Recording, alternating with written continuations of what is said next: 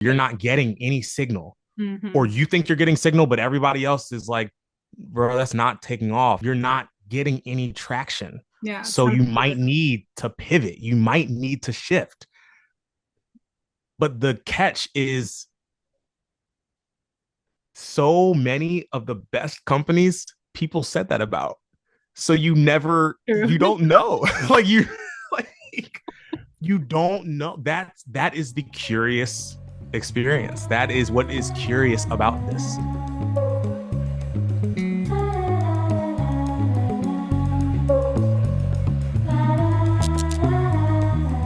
All right. Welcome back, everyone, to the Curious Experience. Today, I have Jordan Bradley here with me. He is the co-founder and CEO of HighNote, which is an audio streaming platform that brings tracks, edits, and people all into one place, making it easier for workflows and community feedback. So, thank you so much for joining us. Absolutely. Thanks for having me. I feel like there is like a million places we can start, but I just kind of want to know like how is everything going now? How, like with HighNote, with you mentally in this part of your journey. Mm, getting right into it. Um, Actually, somebody asked me this recently. Um, it's good. It's challenging, but it's like always challenging. I think like I was talking to one of my investors recently, and I was like, it's like I don't play video games a lot, but like it's like you beat one level and then there's just like another level, or you beat one boss and then there's like another boss. Mhm. And the last thing you can do is just think that you've like gotten it all, because then there's just going to be like another challenge. But that's what I love about it. There's always something that is keeping me on my toes, keeping me engaged, keeping me thinking. So yeah, I'm excited about where we're at. I'm really focused this year. I'm excited about how the year started so far. So um, yeah, I think we're in a good spot. Yeah, I mean, how is that mindset kind of different from when you first started, like when you're, I guess, at level one? For me, it was like, all right, so to use the level metaphor, I didn't know the levels. So when I first started, it high note was called Tracknotes. It was just like an idea that I had, and I would work on the idea sometimes like at work. Like I was working at a startup as a software engineer, sometimes as a product designer, and in my side time, I would just be like off in the corner working on this idea nights and weekends. And at the time, it was called Tracknotes. And after a while, I was like, I want to go full time with this. I think this is a good idea. And level one was just like, how do I find someone to give me a few bucks so that I can do this full time? And I thought, like, okay, if I could get someone to do that, then like I'm good. Like that was the horizon that I had at the time. That was the furthest I could see. If I could just find someone, I think I said like I can find someone who can give me $25,000 to work on this idea. And that's as far as I thought about it.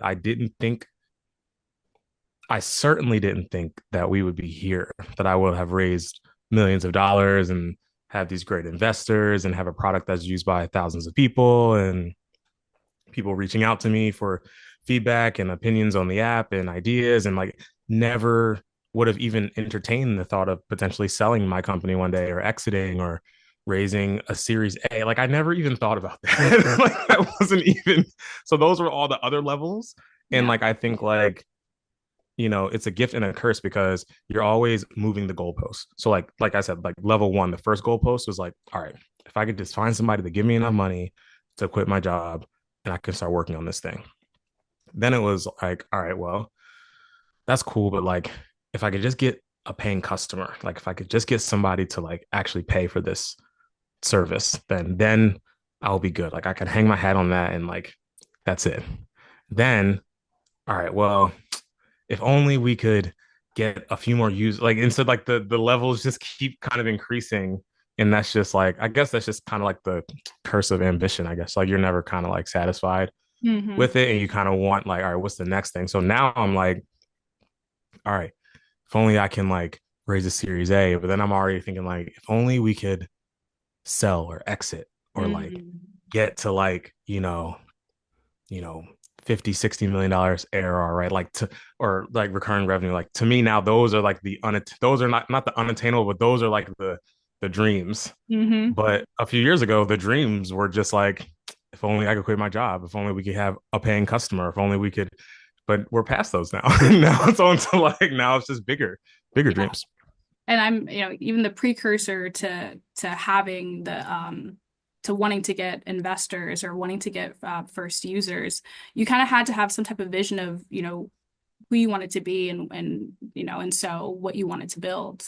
So like how was that kind of coming together? Was it, early on in life? Yeah, I knew really early on that I wanted to start a company. It was just a question of which idea I was going to go with. Um, like I took bake sale way too seriously. Like, let's bake these things and then like go around the neighborhood and try to sell them. Like I was thinking about business ideas like as a kid. So I always knew that it was something I wanted to do. And I think that like now it's kind of like hard to even think about it because like or it's hard to think that I ever thought that I wouldn't be a CEO. Like at one point starting the company, I was like, well, I don't really think I'm a CEO. CEOs are very this and they're very that. And maybe I'm just like, not just like, but maybe I'm more of like a designer or like a head of product or something. Like I never really consider myself like the CEO. But more and more, I'm affirmed in that role. And not because of the title, that's actually like the least to do with it, but because of um, the challenges and the creative thinking required and the crazy context switching required and the autonomy and the artistry of it. Like those are things that are just so like deeply resonant with me as a person Yeah. that it feels almost like my fears now are like going back to having a regular job. Like that's what I'm afraid of now. Like I'm afraid of like, oh my God, what if this doesn't work? And then I have to like not be running my own company. Like I kind of I can't even think about that. Like that gives me anxiety.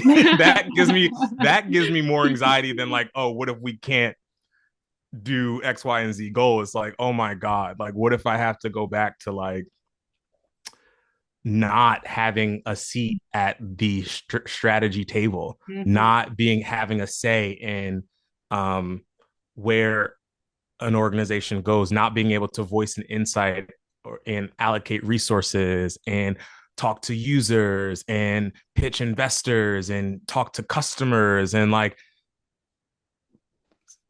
take something like abstract and put it together into a thing that people use. Like that type of like authorship and autonomy and artistry and science that goes all it's just like I cannot imagine not doing this for for the rest of my life in some capacity. Like, you know, I want to get HighNote to the place where at minimum it allows me to start another company. Mhm. Mhm. And yeah, I've grown into this like real admiration of like entrepreneurship and what it means. And so Yeah. yeah. Yeah. I do as well. I feel like it's a way of people kind of being able to put their impact in the way that the world is, going to continue to grow and, having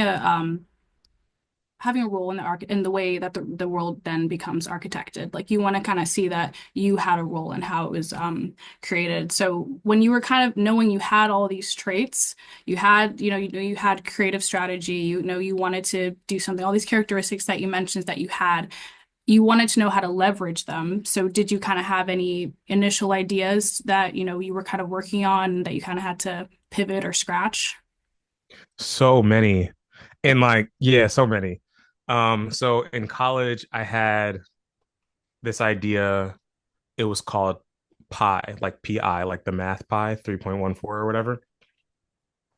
And the idea was an app that was like a calendar or a daily planning app Mhm. that students could use that would connect to LMSs or learning management systems. So essentially, what could happen is teachers could see privately, of course, how much time students were spending on homework in other classes. And it would like allow teachers to assign work more like kind of fairly. So as to not overload students. So in Interesting. this app, a teacher would be able to say, "Oh, it looks like 50% of my class has only gotten 5 hours of sleep this week, and it's because they have this due and that due and this due and that due. So let me not maybe assign 70 pages of reading." It was inspired by the sprint system in engineering. So like when you're developing software, you have this thing called like a sprint. And a sprint is like maybe like a 2 week period of time where all the engineers are working on a certain body of work. And each piece of work has a point attached to it. So we can only handle 30 points worth of work in a given time. So as the engineers are going down the list, okay, add this button, add this feature, fix this bug, do this thing. Each of those is a point. So 1 point, 2 point, 3 point. And then once you get up to 30 points, you can't be assigned any more work. Like that's the amount, that's the capacity that you have. And so Mhm. I was thinking, what if there was an app that would allow students and teachers to have the same point system across classes? So one teacher could not overload the student's capacity. Like the student only has 7 hours to do what the work. So like teacher one can't give 8 hours of work. And then, you know what I mean? So that was Mhm. one idea. Um, What ended up like happening with that one? all right, so I put it together. I submitted it to my school's business competition. I went to an art school called Maryland Institute College of Art, MICA, in Baltimore, and it was their first ever entrepreneurship competition. I was like so excited, Mm. and I won the People's Choice Award. I was really disappointed with it. It was like $5,000 prize, but the grand prize was like $30,000, and I was trying to win the 30,000 fucking dollars, and I was like kind of disappointed that I only won the $5,000. So it just kind of lost steam after that. Like I wasn't, after Baltimore, I moved to New York. I joined this startup called Newzella. I was just more interested in like just at that time I was like 23, just moved to New York, had a really nice paying job as a software engineer. I was meeting people, just having fun and just like, enjoying the balance. But in that, my next project was I started a music group with my roommate. And that quickly became the impetus for Tracknotes, which became HighNote. So that was the progression. Yeah. And what ultimately made you land on music? Do you have like a personal connection to music? Yeah. So there's like so I don't, yeah, there's a keyboard right here. Oh yeah, I see, I see. Yeah, there's a piano right here. Where's my other mic? I have like vocal mic right here. Hmm. Um, I grew up playing viola. I was like an orc dork in high school, so I did classical viola from like third grade all the way through high school, 12th grade. Um, grew up singing in church, Nice. writing songs. Like, so like just music is just the thing that I did outside of school and work was music. Um, and so after college, when I moved to New York and my roommate and I started this like pop project where we were doing like pop songs, R&B songs. That's when the worlds just combined. I was like, all right, we were sending our songs to blogs through this website called Submit Hub, where you could submit your track and like get feedback from curators of playlists and blogs and shit. And um, we actually got like some pretty good traction. We got on Spotify as a playlist called Fresh Finds, which is like their indie playlist for like, breaking artists or whatever. So we got on that like twice.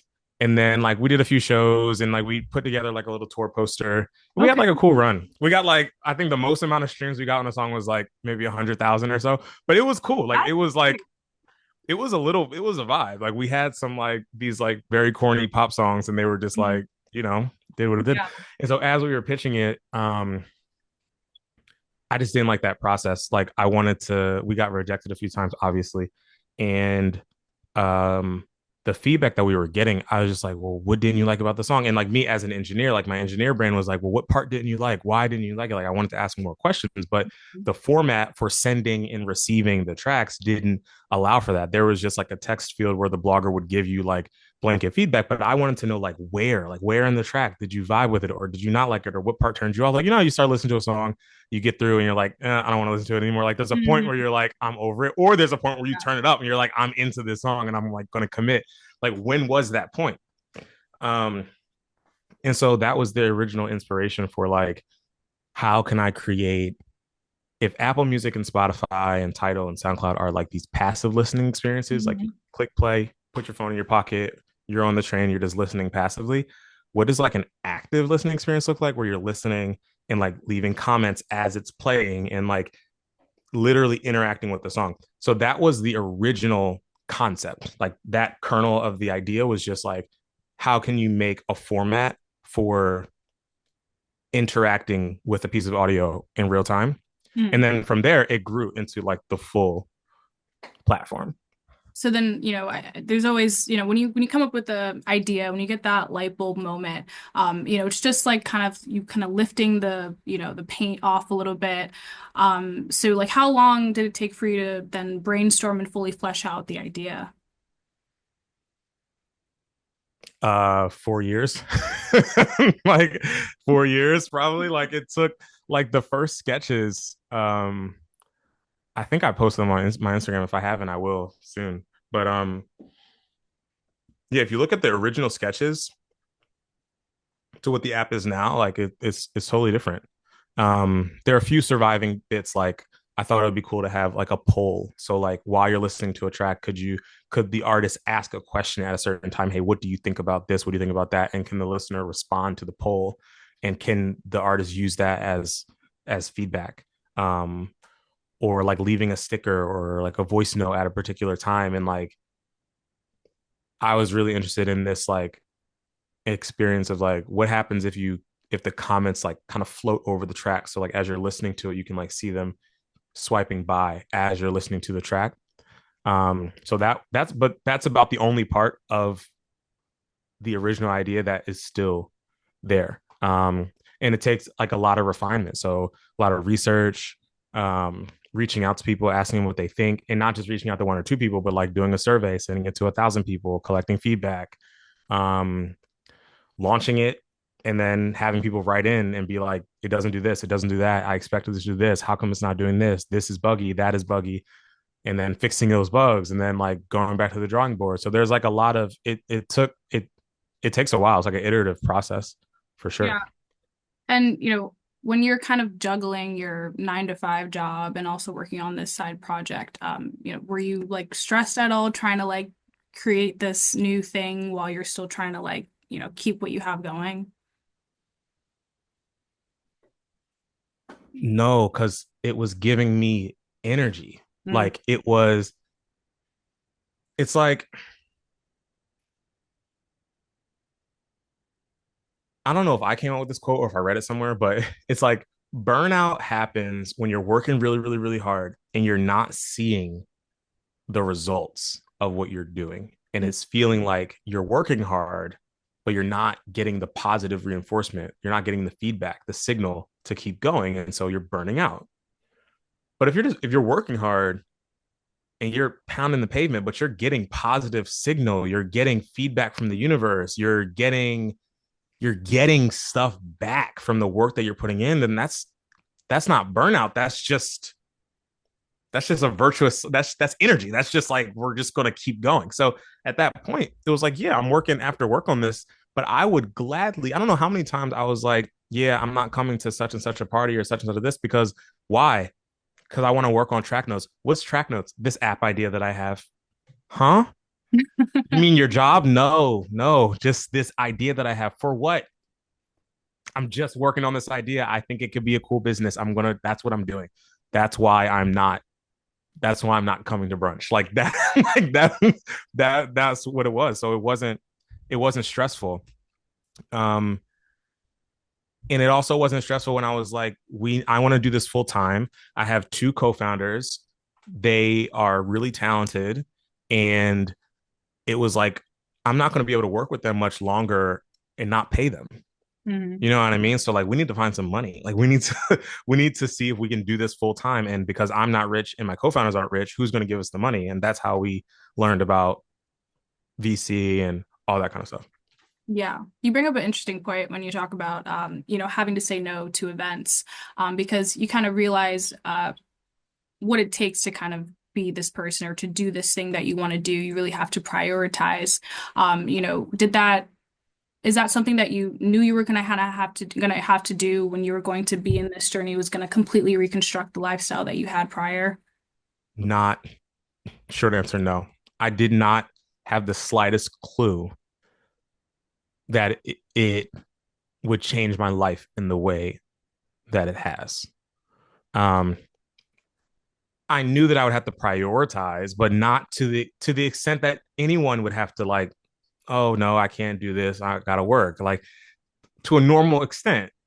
But 4 or 5 years later, no, I had no idea. I had no idea. It's like the emotional requirement, the time requirement. Yeah. Um, I was at a party like years ago when we were raised, like when we got our first amount of money, and I told one of my best friends, I was like, "Yeah, like we just got this money, and like I'm really excited." And he was like, "So, how do you feel about your life changing? Like you realize that you just changed your life?" Mhm. And I was like, "What are you talking? Like, I just brushed it off. I was like, what are you talking about? Like, I just raised some money. It's not a big deal. Like, I'm just doing this project.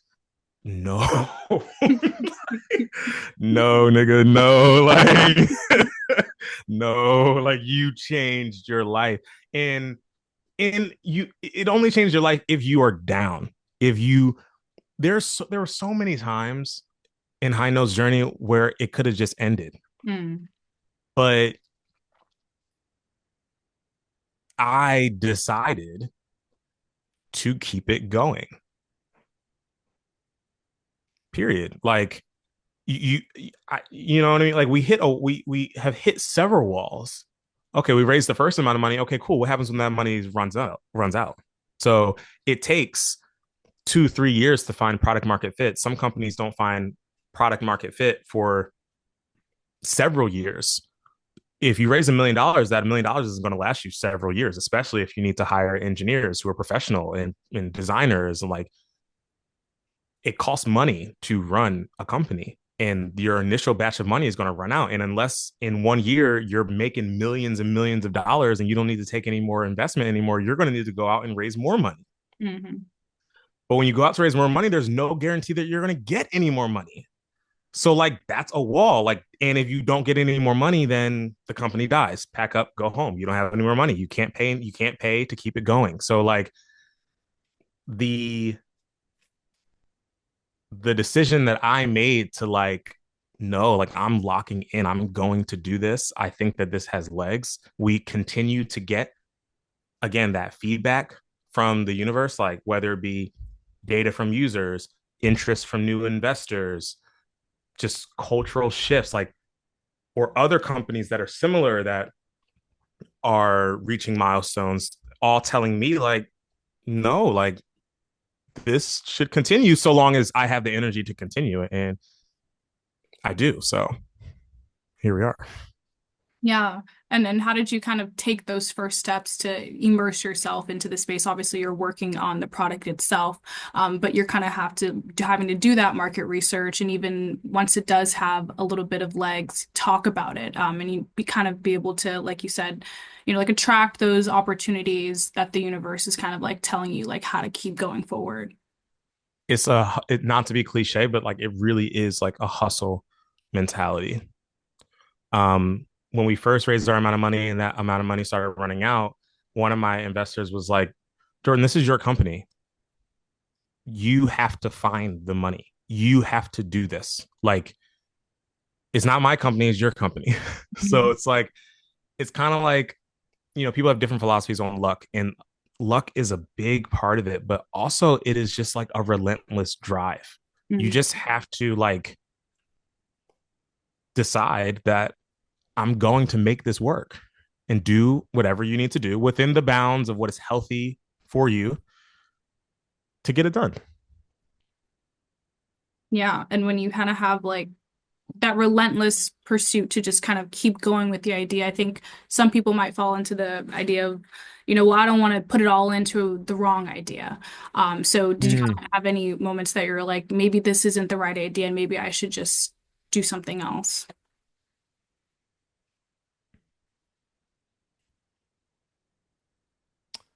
no. like Good. I do have times when I'm like,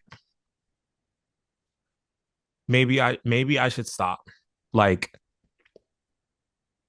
time's a ticking. I just turned 30. Hmm. Maybe I should stop. Maybe I should like go back. Like maybe I should like, apply, try to get like a job at Google, make more money, you know, like right now I'm at my parents' house right now. So I was in Brooklyn for maybe like 5 years, Mm.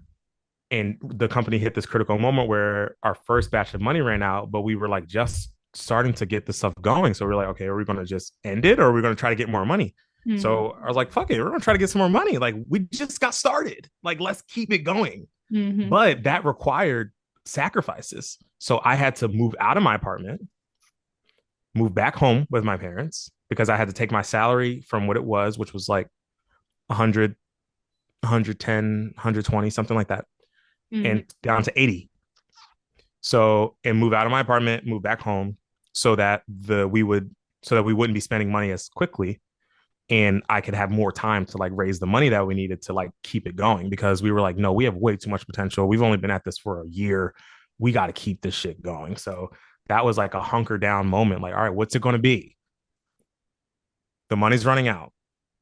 You got to take a pay cut. You got to move out of New York. You got to move back home with your parents. You got to commute to New York every couple of, like, what are you down to do this? Because it's about to get hard, and then it's going to get harder again as you hit more goals, because investors are going to be more scrutinizing. Like the higher you go, the more scrutinizing the process gets. So, um, yeah, and so I haven't had moments of like, is this the wrong idea? But I have had moments of like, have I pushed myself as hard as I can go? Like, how much longer until we, you know, raise this big old round, or like make this much money or get this number of users? Like, how much longer? But then I go back to like we started the conversation. It's a video game. There's always another level. There's Hmm. always another level. So it's not done. It's just another set of challenges, and it's all relative. So like, what was really scary 4 years ago isn't scary anymore, but like a new batch of things are scary. So like, I think that I've had confidence in the idea because, again, I think that we continue to get signal from the universe. It continues to be hard, but we continue to get, and when I say signal from the universe, I don't mean like woo-saw vibes. Like I mean like people, we keep getting new paying customers. We keep getting inbound messages from really famous investors asking me, hey, can you tell me more about what you're working on? This is very interesting. Can we set up a call? Can we talk about this? Can we talk about that? We get emails from people who use the product. Hey, I really like this. Like, Hmm. people are still engaged. Like, that's signal. So I can take that and be like, nah, but why? Like, why would I do that if there's like an ember? Like, Yeah. no, it's not on fire, but like there's clearly an ember. So like, do I want to put energy into growing it or not? Yeah. And like, that's the question. And at any given time, you could be like, it requires too much of my energy. I want to do other things with my time. But at this, I do this like maybe self-assessment every couple months, and so far I've come back with like, no, like I still have battery left. So that's what'll happen. And then maybe soon I'll reflect and I'll be like, I don't have any more battery. Like I don't feel like we're getting signal, or the signal that we're getting isn't moving me anymore, and I gotta do something else. But for now, I still got like 80% charge. So you can Yeah. go full day on 80% charge. It's true. You mentioned that the idea itself, it didn't have like a flame. I think that's kind of what we're sometimes maybe that's what we think maybe some ideas need, or what good ideas need. They need to be hot right at the moment. But sometimes a lot of ideas like need time to brew and evolve. I know some of the most successful companies, they weren't profitable for the first 5 years, probably even longer. So many. And I think the video game analogy is pretty good in terms of how you're looking at those challenges because, you know, I think for me even sometimes when you're going through this journey of trying to figure out what it is you want to build, you're like, is it supposed to be this hard? You know, but it's like that's the kind of the beauty of it is like it's you kind of have to keep pushing and really be in tune to like what's happening around you and it kind of will guide you into how you want to move next. Is difficult because one, if it was easy, everybody would do it. Period. Yeah. If it was easy to start a company, everybody would be starting companies, but it's not. It's really fucking hard. So that's the difference. Um, but I think the more important thing is like it's just like a fine line between what you said, like being in tune, seeing something, having your finger on something, having a pulse on something, seeing the signal come in, seeing the flame small and like slowly chipping away at it. And there's a fine line between that and narcissism or denial. You Mm. can so easily slip into a world where fuck it, I'm going hard on this. This is my shit. I'm going harder, harder, harder. But babe, nothing's happening. You're not nothing's happening. Where you're not getting any signal. Or Hmm. you think you're getting signal, but everybody else is like, bro, that's not taking off. It is not that's not nothing's you're not getting any traction. Yeah, it's So you might unfulfilled. need to pivot. You might need to shift. But the catch is so many of the best companies people said that about. So True. you don't know. like you like you don't know. That is the curious experience. That is what is curious about this Yeah. because it's not deterministic. And you can be the crazy person and everybody's looking at you like, you're trying to do what? You're trying to sell books on the internet. What's the internet? You're trying to sell books on the internet because you think in a couple of years everybody's going to have a personal computer. What's a personal computer? You're crazy. Hmm. Stop, Jeff. Like, just go somewhere else. Like, that's silly. Yeah. You know what I Looking at that mean? now. But like, you know what I'm saying? So it's like, but that's part of the game. You have to see something. You have to have a pulse on something, and you have to see and feel that you are getting some information that maybe everybody else isn't getting. Yeah. You know what I mean? And act to exploit that information for your gain. Yeah. It really kind of goes more into the art of it all, like you were It's an saying. art. It's an Because art. it's Mm-hmm. it's it's with the artists and being able to kind of like have a vision, kind of like, you know, pave the way. But a lot of times most successful people don't have like all the talent for it, but it's because they're pushing and they're continuing to do it. You know, and that's ultimately what's the difference between, you know, a super talented musician who can't really get it, you know, get his productivity together versus another person who just has a little bit of talent but can really be able to push himself and continue to grow and make things happen. It really is both. It really is both. Like, first, I wanted to start a company, but I had so many ideas, so many things. I could do this, I could do that, I could make this kind of company, I can make, but like, you have to just want to do it and have the desire to do it. And that sounds like that's like the hard part. That's the hard part is just like actually just consistently showing up and doing something consistently day after day, making progress against an ambitious goal. That in and of itself is really difficult to do. And that is what separates the wannabes from the people who actually do it.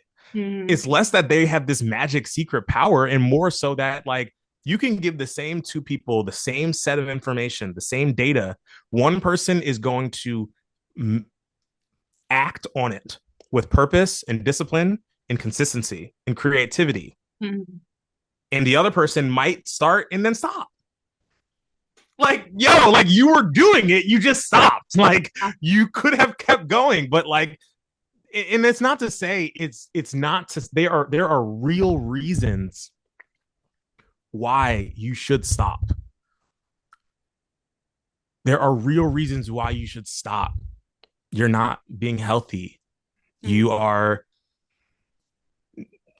making sacrifices in your life that are negatively affecting your relationships with other people. Like there are other important things in life other than being ambitious. And so that's why it's just important. I think something that I've been doing is just checking in with yourself and having the moments of doubt. The moments of doubt are psychological checkpoints.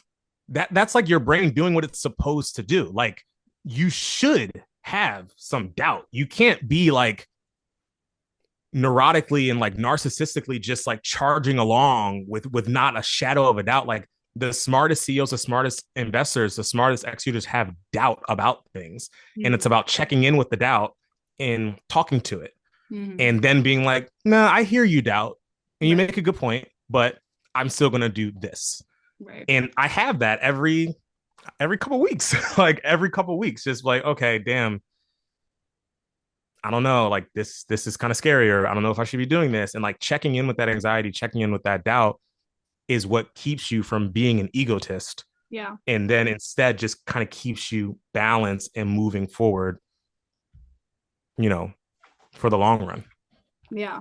And when you were first kind of creating High Note, did you kind of have that healthy relationship with that sense of doubt, even in working?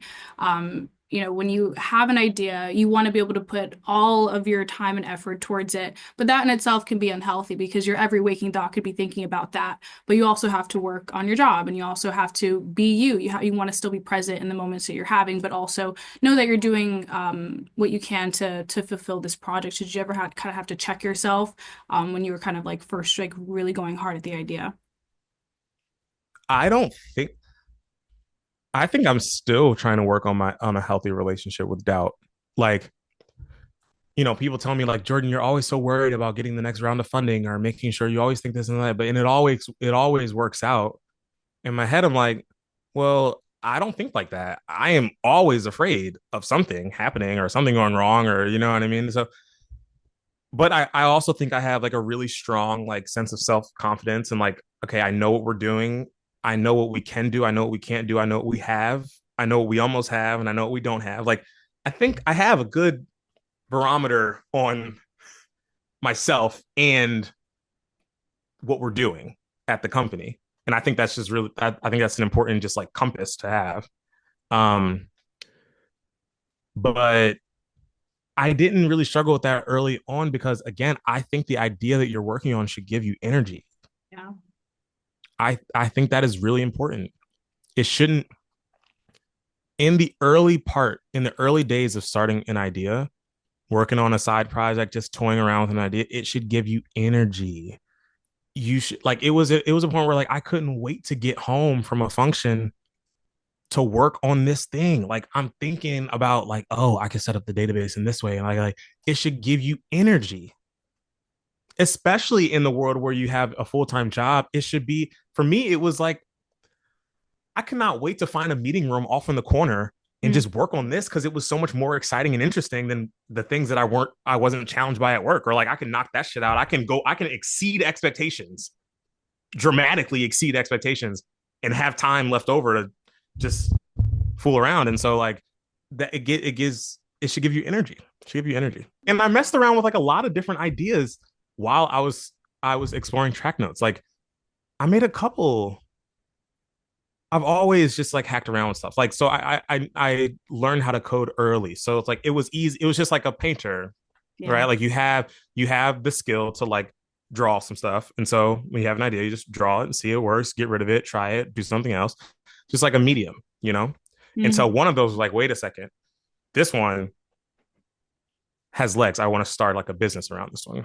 Yeah. And you were just kind of waiting for that idea to come because it seems like you had all of it in you in terms of what knowing, having a vision for yourself and what you wanted to do.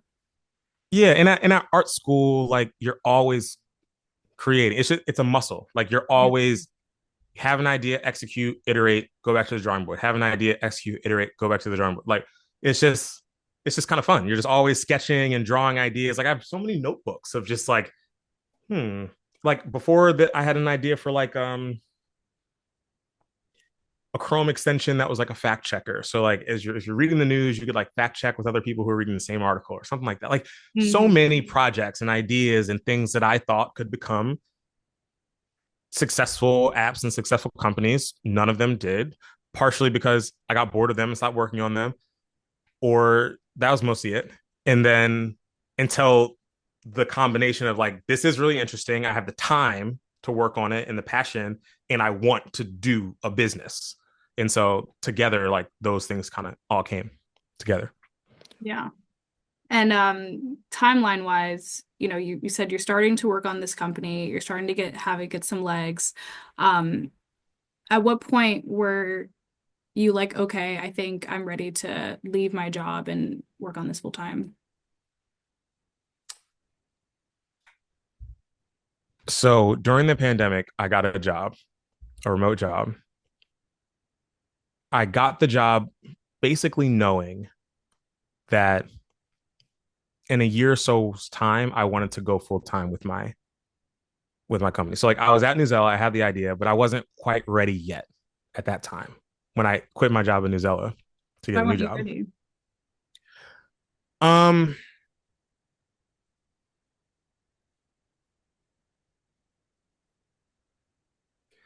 I'm not sure. Like in retrospect, it was probably interpersonal, but also there was more stuff, or not interpersonal, like just like internal. There was more stuff that I wanted to literally code. Like it wasn't. I don't think it was ready yet for me to like really go full time with. I needed more time to incubate it and like work on it. But then through the pandemic, working on it, I'm in this job, and I'm just like, the pandemic starts to wind down. Boss is like, okay, we're gonna come back into the office. And I was just like, no way. Like I like, and then I had a, like a little back and forth with one of my other, with another boss at the company, and I was like, I don't get along with this person. I have ideas that I don't have the. He literally like was like, yeah, I don't see. I think he said something like, I don't. I was expecting to be able to manage someone, like elevate to like being a manager, like a design manager, or something like that. And he literally was like, "Yeah, no, I don't see that in you. I don't see you as having the." And I was like, I was so offended and so like livid, especially considering that like I was hired by the CEO because of my strategic thinking ability, because I was a very strong critical design thinker, because I was able to not only work on design, but work really high level with product and like really be like a critical strategist, or at least quickly approaching that. And I fully expected that when this new head of product would come in, that I would be well positioned to be promoted in my design role or manage a designer or something, some sort of elevation, especially because I had quit my last job because I'd outgrown it. And I was like, I was going toe to toe with like my boss at my last job in terms of like thinking and ideas and like strategy and planning and all this kind of stuff. I was like, I need more to like work on. And when my boss at that job was like, I don't see it, I was like, yo. But it got to the point where it's like you can only be so mad externally, Yeah. where it's just like, that's it. I'm done. I'm doing my company. I've been doing my company. I've had my two co-founders right by my side. They've been interested in this. They've been working with me nights and weekends for the past year, like brainstorming. We've batted around the idea of like starting a company, but now I'm gonna quit and do this because my co-founders, there's got to be a first person to move the needle. So it's like the three of us are all working nights and weekends, right, on this hobby project, basically. Hmm. Who's gonna quit first? Who's gonna say, no, this isn't a hobby side project anymore? We're starting a company, a real company, a quit your job, you work for us now, full time, 40 hours a week company with a salary. We are a company. Yeah. How are we going to go from hobby project to like, no, we are a real fucking company? Yeah. What is it going to Who's take? going to make the leap? Who's going to say that? Me. So I quit. And then I remember like my mom was like, why can't you just keep your job and like look for the money that you need to raise at the same time? Like your job, I was making like $165,000. Like in the pandemic, sacking mad bread. Why the fuck was I quitting? Mhm. Like, and people would ask me, like my girlfriend at the time would be like, why are you quitting? Like, because you don't like your new boss. Just shut the fuck up and work because you're making a lot of money and like it's fine. Like, what is the big deal? But I just was so unsatisfied. I was just so deeply unsatisfied with not having the creative autonomy, the challenges. I wanted to be challenged. I wanted to invent. I wanted to strategize. And I had 6 months of savings at that point. And so I was like, I'm going to quit my job because I want the mental space to do this.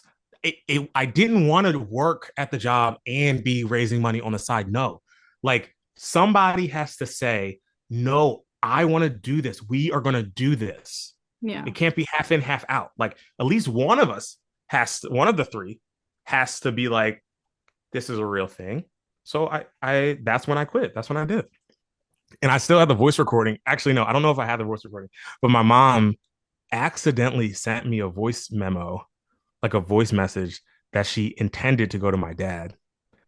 And in Mhm. this voice message, she's like, and you need to tell your son that he has responsibilities and he's talking about quitting his job and to work on this new thing and he has responsibilities and blah blah blah blah Yeah. blah blah blah blah. I fucking love my mom. My mom is my biggest fan.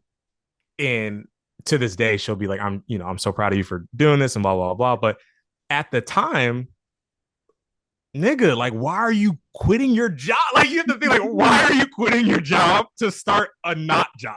Yeah. That's kind of crazy. You know what I mean? But Yeah. that was it. It's a Changed my life. crazy concept. It's a crazy concept to, go from a world that honestly 20 years ago just wasn't as technologically advanced. It was very standard for people to go into the workforce and like that's your life. And maybe if you came from wealth, you were able to start your own company because it took money to start a company. But now we're in a landscape where you can utilize so many of the tools, you can gain skills early on, you can really connect with anybody because of the internet. You can connect with VCs. You don't necessarily have to know people to talk to these people. So the idea of quitting your job, I feel like, from your mom's perspective, probably was just like a completely different like idea. You hit it right on the head. It's a generational shift, Yeah. right? Like my mom's generation, you get a good paying job and you fucking stay. What are you Hmm. stupid? Why are you leaving? You know what I mean? You have benefits.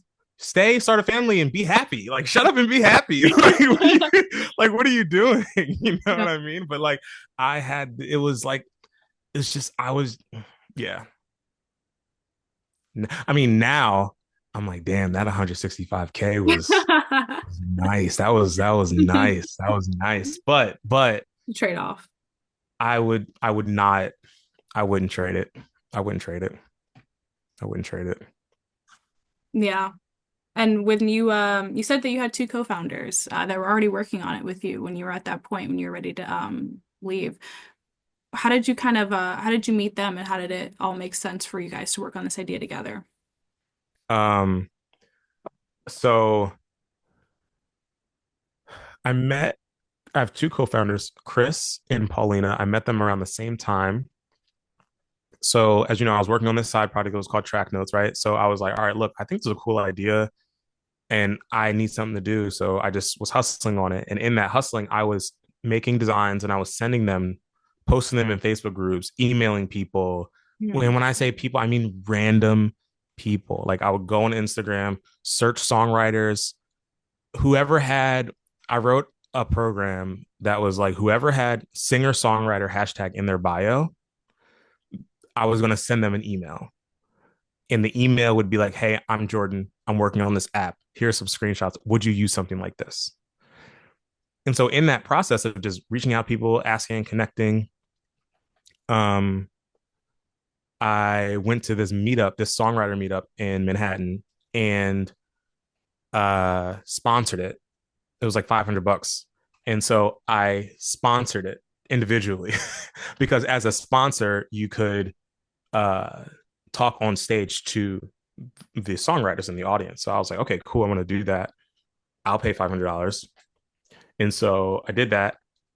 In the audience was Paulina, who was the manager of that meetup or the co-manager of that meetup. Mm.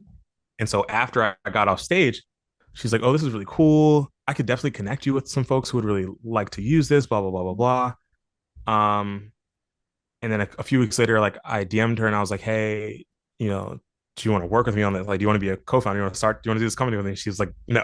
She said no, but then eventually she said yes. And then in parallel, I had emailed Chris because I saw him post on LinkedIn. He was starting like a music design studio.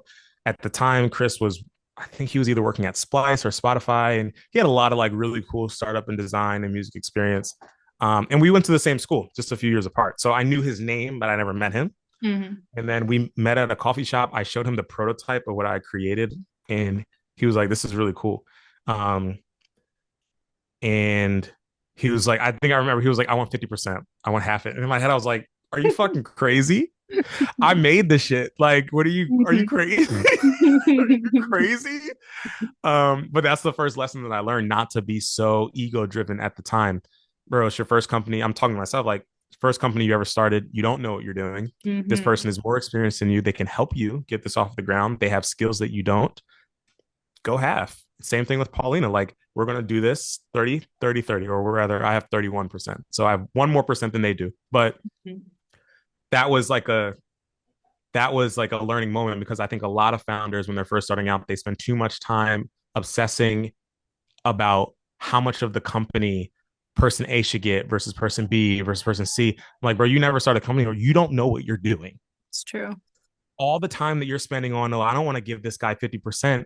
Y'all don't know how to launch a product. Y'all don't know what you're doing. Now, if you're an experienced CEO, you've done a company before, you know what you're doing, then cool. Come in and be like, I'm going to be the CEO. I want 30%. You're going to be this. You get 20%. That's the deal. That's how it works, blah, blah, blah. But the first time, the very first time, your job should be about finding people who fuck with you enough Yeah. to to spend their nights and weekends working with you on something that nobody even uses because Hmm. they like you that much and they think that your idea is cool and they want to like give their skills and their time and their talent to this. That's what's important, like not ownership percentage before you even fucking incorporate. So like, and there's a lot of founders who like obsess over that. And I did for like a couple days. I was like 50%, that's this, that's that, bro. Launch the shit. Like Hmm. do something before you start like, complaining about percentages. You know what I mean? It doesn't matter. Yeah. I It think literally doesn't matter because the company's not worth anything. So y'all are arguing over nothing. So like Mhm. just get the product, build a thing, work together, and you can have those conversations should things start to actually pick up. Hmm. Yeah, and this in this industry, this world, startup world, experience is kind of everything because you kind of have to know what it takes to be able to build a product and then scale it. Like it's a whole thing that just comes with the territory when you're actually doing it.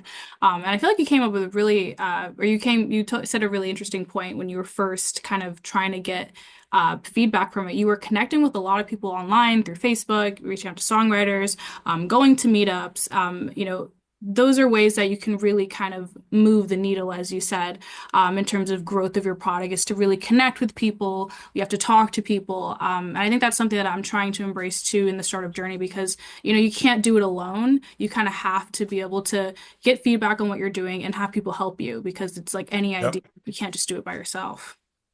Yep. Yep. You have to get out there and talk to people. Like if you have an idea,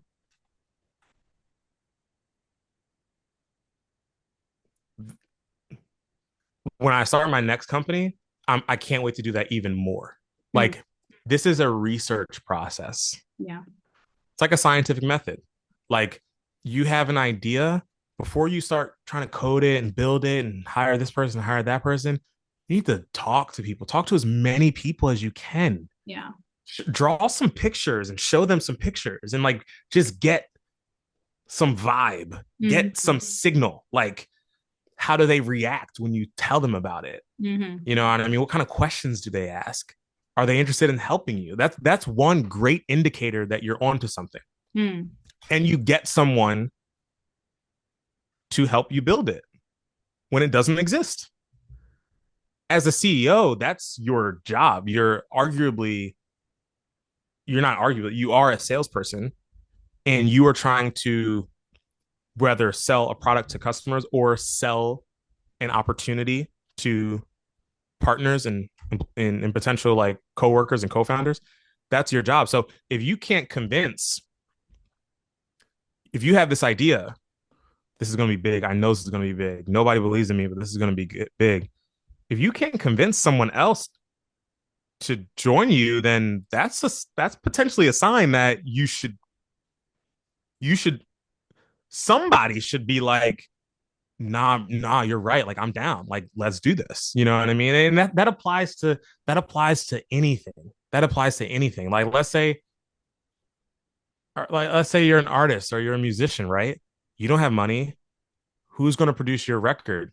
You should be able to get find somebody who's like, yo, I know we're broke, but like I believe in you. I think you got something. Like I'll produce with you for free. You don't worry about it. Like because Mm. I like working with you. This is fun. I think I can level up by working with you too. We can level each other up. Let's do a product together. Like that is how you do things when you don't have capital. And Yeah. so I didn't have money. I just had an idea, but I was able to convince people who were smarter than me and more successful than me, like Chris and Paulina with more experience than me and longer resumes than me, to be like, hey, look at my science project. Look at my little project. Would you like to work on this with me? And I think that is what gave me a lot of confidence Mm-hmm. because it was just like, that gave me a lot of confidence. That gave me the confidence, like, oh no, I could definitely do this because I'm not doing it by myself. If I'm crazy, then they're crazy too, Yeah. and our investors are crazy, and all of our users are crazy, and like you know what I mean. Like all of these people are fucking crazy. Yeah. If I'm crazy, you know what I mean? Because somehow they all believe that we're doing something that's worth time and worth money and like all that kind of stuff. So I think that's a great first step. Like you have an idea, try to see if you can find a co-founder. You'll need one, and just in the process of getting out there and pitching people and being like, hey, would you be, and seeing who bites, seeing who's interested, and actually spending their hours and their time working with you on something is a great first low stakes signal to see if you have something that someone is even wanting to talk to you about and learn more about. You know what I mean? That's a big indicator. Yeah. It's one of those universal feedbacks that you can get from Exactly, talking about. exactly. Yep, that Yeah. signal.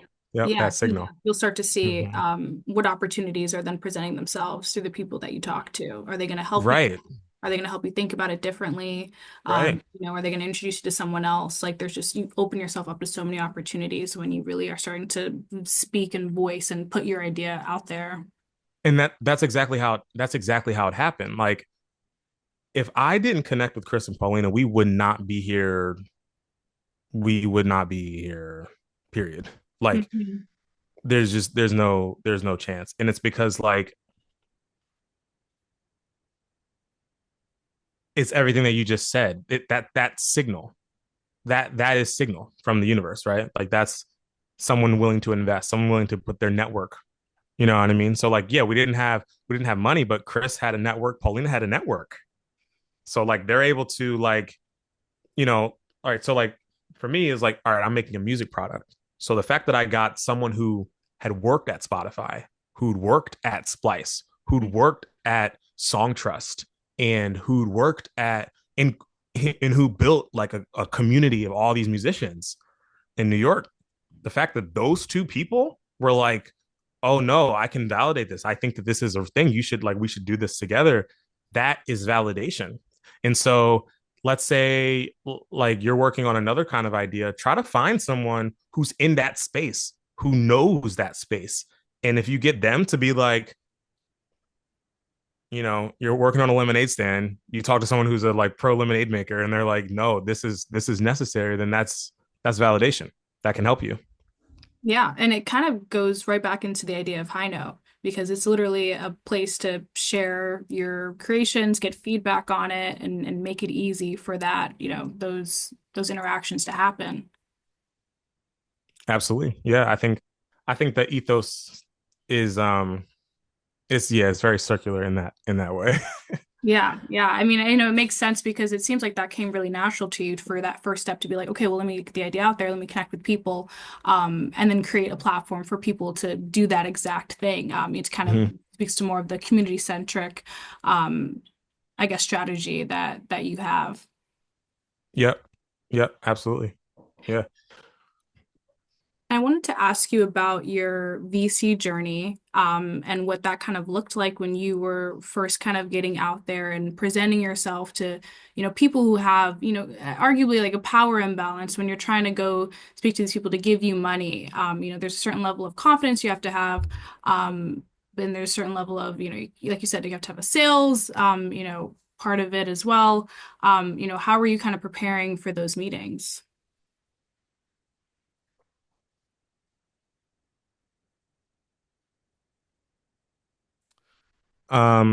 So I guess first things first, we had to put together a deck. So we have to have something when you go to pitch, right? So we had a prototype that I coded. We had reached out to some people in our network. We showed them the app. We conducted some research. We collected some quotes from people that said, "Hey, I would use this." We did a survey. Like we had a little bit of data, and then we had a team, like people who know we work in this space, like we can validate. Um, and so we just started reaching out to people. We started cold emailing, uh, finding investors and all this kind of stuff, and then getting meetings. And then I guess you asked how did I prepare for it? I don't know how I prepare. Actually, no, I lied. We had the deck, and then we very much rehearsed the deck a lot. Like rehearsed the talking points. And looking back, I don't pitch that way anymore. When I talk to investors, it just comes a lot more naturally. Um, and by the way, that's the difference between like a rookie and someone with experience is like you talk to investors first time and you're like all nervous and you're like trying to impress them and like fuck them. Like but like you are most of the time talking to people who I was at this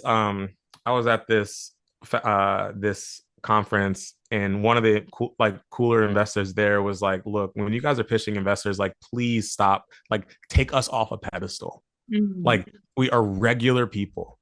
We have regular jobs. Mhm. We are making in decisions with other people's money. It's like they're like teenagers at a mall shopping with their mom's money. Like they're like walking their window shopping. They're consumers. They're like, what should I buy? That's like maybe not cool now, but it's going to be cool in a couple of years, and I can sell it on eBay for a lot of money. Like that's how they're thinking. They don't necessarily know what's going to pop off and what's not. They have hypotheses and they have guesses, just like you and I, but Yeah. they're not these like mythical super genius gods who like know how the world works in some way that you don't. You know what I mean? They're regular Yeah. people. And so, yes, there is a power imbalance because they have money and you want their money. But think about that as like, as actually a strength. Like, I saw another really great article, a take on this that's like, you're selling to them and they are desperate to buy companies. That's what they do. They shop for companies to buy and they are desperately looking to buy companies. And so you are the thing that they are trying to. And yeah, you'll get some smug investors who are like, they'll be obnoxious, and a lot of investors are obnoxious. I'm lucky to have very cool investors who are, at least to me, not not as obnoxious as if you go to like Twitter or go to X and you like look up VC Twitter. Like these are some of the most obnoxious people you'll ever meet, and it is intimidating.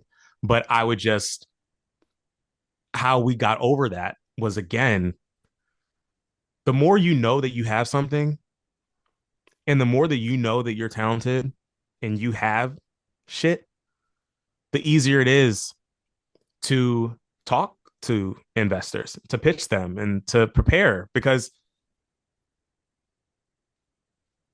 you know what you're doing. And so Hmm. I've gotten to a place of like, I know what I'm doing. Like, I'm no longer afraid to talk to an investor. I know what they don't know. I know when an investor thinks they know about the market, but they actually don't. I know when they're going to say no probably before they do, or I know when they're feeling it and when they're not. Like, I've been doing this, so I am now better at it.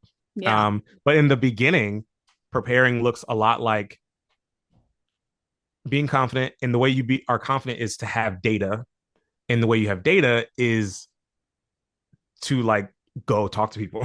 Hmm. So you know what I mean? Like if you know that in your pocket you can say that X and such and people like what I'm working on, and I have this amount of people that are trying to buy it, and you know what I mean? Like that makes you confident because nobody can take those things away from you. You know what I mean? Hmm. Like that's where the signal back to the signal that you're getting from the universe matters because it's harder for someone to shake you when they say, "Hey, I don't think you really have a good idea here." And I can be like, "Okay, respectfully, a lot of people disagree with you." Respectfully. Hmm. Like a lot of people disagree with you. A lot of very rich and successful people disagree with you. You know what I mean? So you can have Hmm. your opinion. That's great. I'll see you on the other side.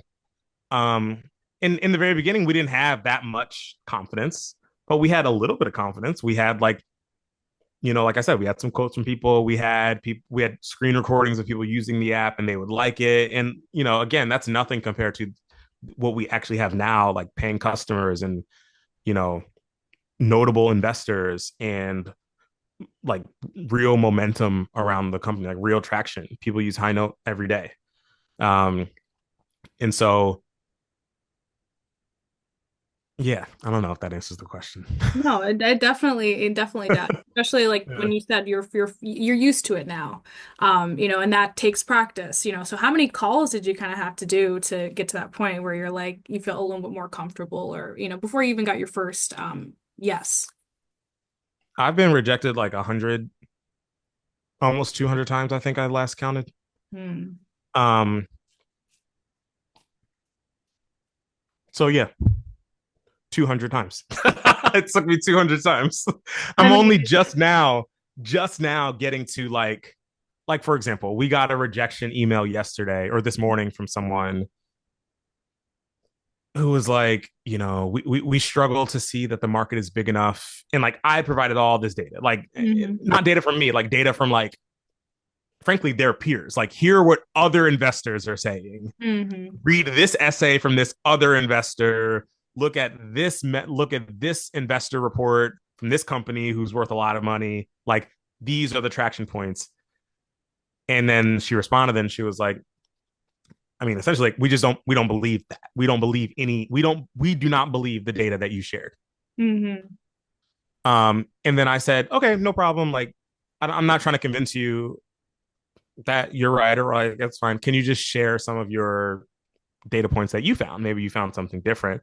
And then she shared a data point, and then like I posted the data point in our Slack, and like my co-founders just like kind of laughed because we were like that like like okay cool like that's what you're thinking like great like I don't even need to argue against that, you know what I mean? Like Hmm. i don't even I don't even need to spend time with that because we can just move on, you know what I mean? So Hmm. like it took me 200 times of talking to such a wide range of people who were too cocky for their own good, people who genuinely liked me and wanted to invest, but maybe were a little too early or they're, you know what I mean? A lot of different reasons, but it took 200 times to finally get to the point. The reason why I said that little anecdote from this morning was because this was one of the first times where I've been able to get a rejection and actually be like, I'm right. They are wrong. Hmm. And I'm confident in that. Yeah. Like, I am confident in that. Like I'm not, I truly don't feel the need to try to convince them and go back and forth and respond with more ideas and more hypotheses and more writing and more data. I don't feel the need to do that in this case. Hmm. I'm comfortable saying, I respect your research. Um, I respect our research too. And we have traction, and we have people here that think that we're onto something, that have invested a lot of money in that concept and a lot of other data points to back that. And you have another set of information, and that's fine with me. Like, I don't, that's okay. Yeah. But a year ago, I would have been distraught. I would have been like, maybe they're right. Maybe I am wrong. Maybe I'm not thinking. And by the way, nobody knows if I'm right or wrong. Only time will tell. And the reality is that it's not so binary.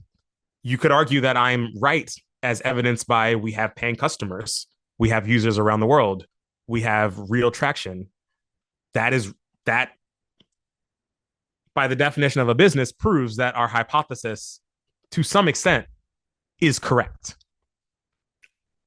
Now, how correct is it? Is it correct to the level of $1 billion or $100 million in recurring revenue? Who knows? We'll see in a couple of years. But like, gone are the days where I am so rattled when an investor tells me no, because we've grown and we have more to stand on. So it's like, it's hard to like, you can say no, but it's just going to get harder and harder for you to disqualify the traction and the real progress that we've actually made. And that's not to say that we have this phenomenal progress, but it is to say that you have companies that make tons and tons of money, and you'll still have investors that say, I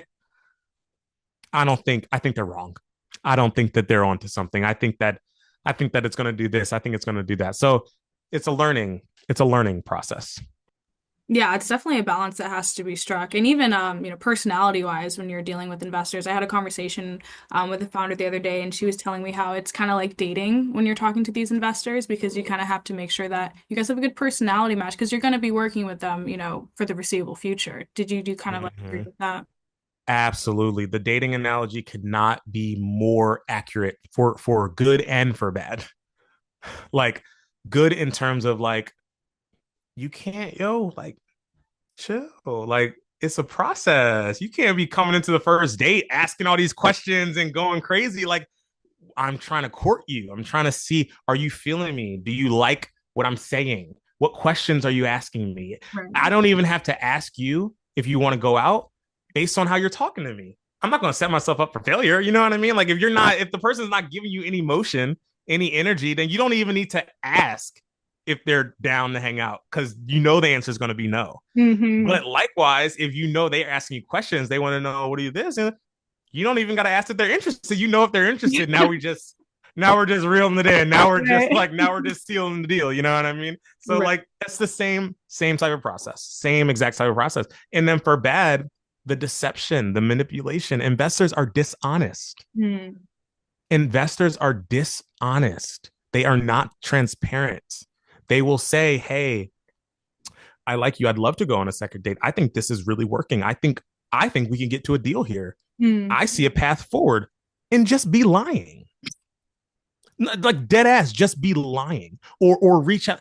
So many like a couple times investors have reached out to me as if they're like interested in getting to know me, right? Getting to go on a date, wanting to see where things go. They just want to know. They're already seeing someone who's similar to me. They just want to know. Hmm. They just want to know like what my numbers are, so they can go back to the person who they're really with and say, "Hey, I talked to this person. This is their number." Sneaking, Oh. dead ass, sneaking. Hmm. They have a portfolio company who's similar to you, and they're not trying to invest in you. They've already invested in their portfolio company. They're just trying to get some information, but they'll tell you, "Hey, this is really interesting. We're really experienced in the space. As you know, we've already invested in this company. Tell us more. Like, we would love to go further in this area." Whole time, you're not trying to go deeper, or Hmm. you're trying to get me excited, but you know you don't invest in early stage companies. You're just trying to get our numbers so that you can track us and maybe hit us up later if we're still around. So much of that happens. Ghosting, leaving founders on red, Oh my God. all the time, all the time. So the dating analogy is perfect in all the ways, not just the behavioral and the kind of like courting of it. It's also the the rudeness, the Hmm. curtness. You ever talk to somebody who's just like obnoxious, thinks they're hot shit? You know Hmm. what I mean? Just because they have just because everybody wants to talk to them. It's like investors are like the popular kids in school. Hmm. Everybody wants to talk to them, but not because they're cool. It's because they have money. Hmm. You know what I mean? Like they Yeah. like you know what I mean? Like you're not getting mean. People aren't calling you every day, Mr. Investor, because you're hot. They're calling you because you have money. Like they're just Mhm. trying to like get your money. So like that's the some investors, a lot of investors have a big head. They just think Yeah. that like because think about it. Think if you were all day, you just get to like people calling you, Putting hey, you like in. this is what calling you, like, hey, I'm working on this. You want to talk? Can I talk to you about this? Would you be interested in blah, blah, blah? Can I get your feedback on this? You get gassed up. You think that you have a crystal ball. You start Hmm. to really believe that like you are above, but you're not. Like, or if you are exaggerating how much you are. Like, if investors were as honest about how many times they got it wrong, they passed on companies that have gone on to become the biggest companies in the world. Canva got rejected by like every VC. Mm. Canva, Crazy. Insane. everyone, every like I, the article I'll pull it up later, but like the article is like this, and I think this woman CEO of Canva got rejected by like every single VC. And you already know the reasons. Well, Adobe, Photoshop already exists, or how many designers are there really? Like, well, blah, blah. Imagine Mm-hmm. getting told no by every single VC, and you have Canva. You built Canva. Yeah. And when you're in those calls, did you ever have any questions that they asked you and you're like, "Oh, actually, I don't know that." And like I'm like kind of getting anxious, kind of throwing you off your flow. Yeah, absolutely. I mean, less and less as I get more experience, and like you know, most questions I know the answer to at this point. Um, but yeah, sometimes like I mean, I remember I don't remember what the acronyms are, but you know, they're like, "What's your something something something something?" And in my head, I'm like, I don't fucking know. So my secret weapon there is oftentimes when I would start, my co-founders and I would pitch together, and so we'd all be on the call, and let's say you're the investor. I'm talking mostly, but I have a Slack channel, and we're all me and my founders are in the Slack channel. And so if I'm getting a question and I may be stumbling, somebody will be like, you know, it's kind of like you have like a thing in your ear, right? It's like, what's this? Or like, or I might be like, what the fuck is that? Like, what are they talking about? And then we're supporting each other. You know what I mean? Or somebody gets, you know, the investor asks somebody else a question, and I hear that like, damn, they're kind of stumbling or they're forgetting. They're just forgetting something. So I'll be like, no, remember this, and I'll just slack it over to the side, and like, you know, that's how we would support each other in those earlier pitches. But now I can handle. Now I'm pretty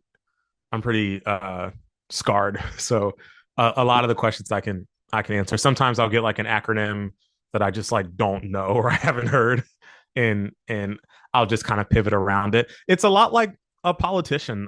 Unfortunately, you know, you are selling and you have to finesse. Like the finesse is the word. Like you are you got to be a little bit of a finesser, and it's like when you ask a politician a question, sometimes they answer it, but the more savvy politicians use your question as a way to say what they want to say. Mm-hmm. It's not about, and yes, if you no amount of finessing and no amount of conversational, you know, prowess is going to get you traction if you don't have traction. They're going to be able to call bullshit.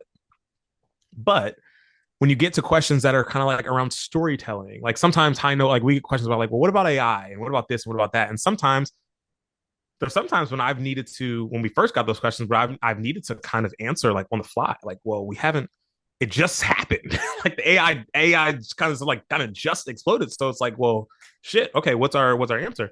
And so I won't lie that like being in this position, you have to think on your feet, but that's what I love about it. Like Mm-hmm. you have to be able to think on your feet. You might get a question that you weren't prepared for, Yeah. but that's why you're the CEO. You need to be able to answer that question or if not, have enough context around it to spin something that Right. makes you sound smart in the moment. You know what I mean? And that's hard. That's hard to do. That's hard to do, but I'm pretty good at it. Or I've gotten good at it. So um at least good enough at it.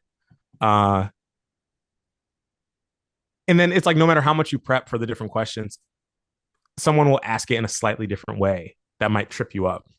And so the more you know your stuff, the more you're confident in your business, the more research that you do to understand the different angles and the different ways to think about your business, the more confident you are when they ask those questions. And the more authority you have to be like, well, actually, I disagree with the premise of the question. I would frame it like this and like gently redirect and other kind of like tactics that you use in like a high pressure pitch or like conversational scenario. You might need to redirect, you might need to pivot, you might, you know what I mean? You might need to pull some of those cards, but that's all just kind of, again, just that finessing and kind of getting what you need out of the situation. Yeah, you kind of have to find your own way of doing it, your own artistic way of doing it. I think that's something that people kind of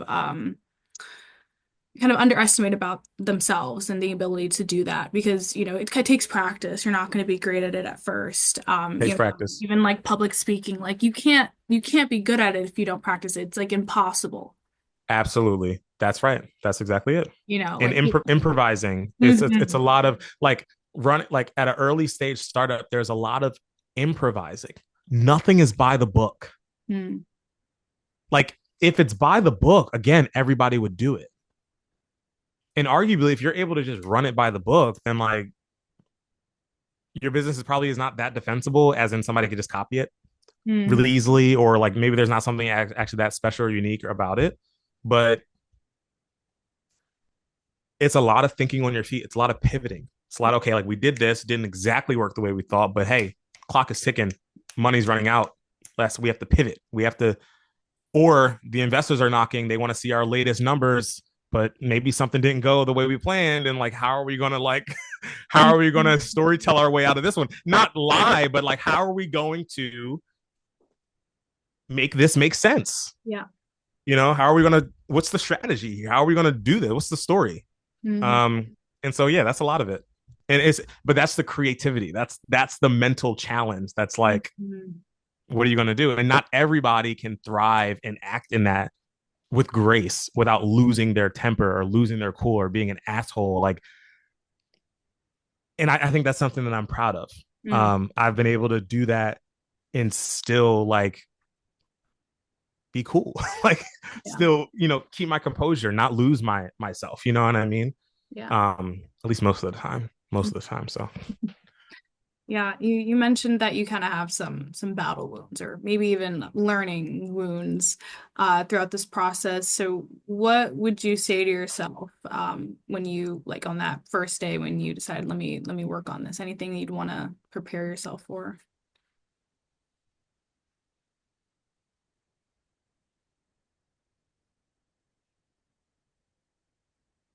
no, I don't know. I don't know. I don't know. Because I can't say this enough. It's like the same anxiety and like sitting on the edge of my seat that I had waiting for a response from the first ever investor Mm. who would write us a check. Me being like, is he going to say yes? Is he going to say no? Am I going to make it through the 6 months of savings that I have? Like that same anxiety, that same paralyzing anxiety Mhm. is the same anxiety that I have now waiting for an investor to get back to me. Mhm. Wait, it's the same thing. It's just like it's the game, it's the video game. It's the new challenge. Each challenge is going to be just as hard, if not harder, than the challenge before. It's just now you're more prepared. Yeah, absolutely. And I think there's a lot of people who, they want to create something, me included. Do you kind of have any words of advice for people who are on that journey of trying to like really get, um, their ideas together to fully like get, start something? Pick an idea and just start it. Pick an idea and start it. Pick an idea and start it. I'm sure there's so much to learn just from just doing Just it. start it, literally. And it's exhilarating. You're not going to find the perfect idea. Just pick one that you are genuinely excited about, something that you want to nerd out about. Like, what is an idea that you don't, it's not stressful. Like, you want to come home and read about this. You want to Google different people who's like, you want to reach out to the founder of something, like, because it's interesting to you. Find something that is genuinely interesting and exciting to you, a problem space that you are hooked on, Yeah. and just start there and start digging. But I think that's the most important thing, is to find something that you're interested in Mm. and you are excited by, because it is a long and difficult journey Mm. if it works. Like, that's the thing. Like, if it works, if it is working, it's going to be difficult. And so you need to make sure that you are picking something that, at the very least, even if, like, for example, even if HighNote doesn't become a big business, or if we have to wind down or whatever, I am genuinely interested in music. I actually just love singing and writing songs. Like, at the end of the day, I just actually love doing this. Mm. Period. I like coding. I like designing. I like, talking to engineers about our sprints. Like, I just actually am a nerd and like doing this. So Mm. I would be disappointed and I would be heartbroken and I would be sad, but I wouldn't be like, damn, I hate this. I fucking love it. Like, when I'm not doing this, like, I'm writing a song, or I'm like working on a hook, or I'm like recording something. Like, that's Yeah. just what I like to do. So find something that you genuinely want to explore, that you're genuinely interested in, and then pick an idea, and then just go to a meetup, go to a startup meetup, tell somebody about it. Just tell somebody about the idea, and just start exploring it, start asking questions. And then, if you're interested in it, you'll keep it going. At least that, you need the spark. Like, the spark is gonna die out, and eventually, like the saying is, like, you cannot wait for inspiration. You just have to be disciplined and do the thing. Like, you can't just sit around and wait for like this magical moment. Mm. You eventually have to be like, cool, I'm into this. Let's go. Let's start some shit. Let's see how far I can go. And then the sooner you do that, the sooner it'll work or not work, and the sooner you can go on to the next thing. But you've got to start somewhere. You know Mm. what I mean? And the Yeah. sooner you start, the better. And here's the thing: one of them is going to work. That's the thing. Like, one of the ideas is going to work. It's a process. It's like a sport. It's just like, it's a process Yeah. of identifying a problem, identifying your hypothesis, validating your hypothesis, and scaling the solution. Like, that is what a business is. That Yeah. is the process. And the first time you do it, you'll like barely get to the first step, but soon you'll get through the whole thing, and then you'll find yourself with millions of dollars, because like, that's the process. So one of those iterations is going to work. Hmm. And the trick is just to get to it quickly. Yeah. And so the sooner you start, problem, hypothesis, validate, solution. Mm. Just keep doing that shit. Just keep doing that. And eventually you'll find the thing that works. And if not, you'll be in proximity to people who do find something that works, and you'll be like COO or employee number 3, or, you know what I mean? Like, employee number 2 and 3 at Facebook are doing really fucking well right now. You know what I mean? So like, Yeah. even if you don't end up being the single CEO founder, cool. You might be somebody else's co-founder. You might be the person that they need. Like, they have the app or they have this, but they're missing this, and you have that, and Hmm. you hop on somebody else's thing. But like, just start, because you'll get in proximity of people who think the same way, because there's a lot of people who are founders just by heart, and they just like to come up with shit and make businesses because it's fun for them. So Hmm. like, you know what I mean? Like, that's the vibe. That's the people that you got to start surrounding yourself with. Yeah. And one of y'all will pop off. and you just want to be either that person or near that person when it works. So yeah, it's I think it's very exciting. But Yeah. Yeah. yeah, Absolutely. Just having it kind of reflect your lifestyle, what you want to do and your interests. Like you said, you got to continue doing something that you like. And then that's when, the world will open up itself to you when you decide like, no, this is what I'm gonna do. So that definitely resonates. absolutely. Thank you so much, Jordan, for joining us for the Curious Experience. Yeah. I really appreciate you coming on and sharing your wisdom, that you've had while creating your startup high note.